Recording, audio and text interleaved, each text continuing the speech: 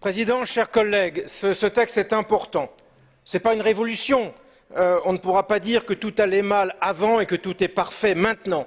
Mais tout de même, il présente un certain nombre d'avancées majeures à ce stade provisoire de nos travaux.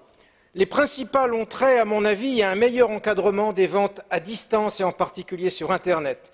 Et c'est le chapitre 3, car il faut renforcer les droits des consommateurs en ce domaine. Le e-commerce est très utile, il élargit le choix du consommateur, lui permet d'obtenir les prix les plus bas et il permet aussi aux petites et aux moyennes entreprises et aux artisans de trouver de nouveaux débouchés. Pour avancer dans ce domaine, il fallait le faire d'une façon vraiment européenne, c'est-à-dire sur quelques points très ciblés, mettre en place une harmonisation complète des droits et des devoirs de chacun. Très concrètement, il fallait qu'un client italien qui achète sur un site belge ou sur un site allemand sache que désormais il bénéficiera des mêmes droits, de la même protection. C'est ce que cette directive va rendre possible. Cela veut dire que son délai de rétractation va passer à 14 jours partout dans l'Union.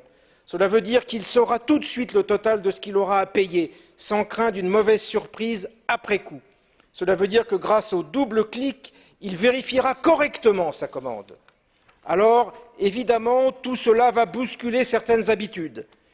Dans beaucoup d'États, il y a des finesses dans le droit national dont chacun est persuadé qu'elles sont fondamentales, alors que parfois on n'en trouve même pas la trace dans les pays voisins.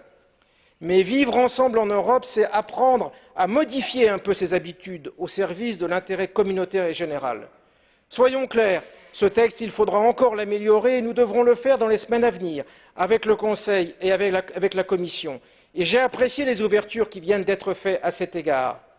Mais nous avons déjà fait un travail substantiel grâce à notre rapporteur Andreas Schwab, que je remercie chaleureusement. Mais le vrai fruit de ce travail, c'est surtout le fait que les amendements seront votés demain par tous les groupes politiques. La confiance des consommateurs à l'égard du marché intérieur de l'Union est très fragile. Il fallait cette unanimité politique pour la préserver et pour espérer la renforcer. Merci.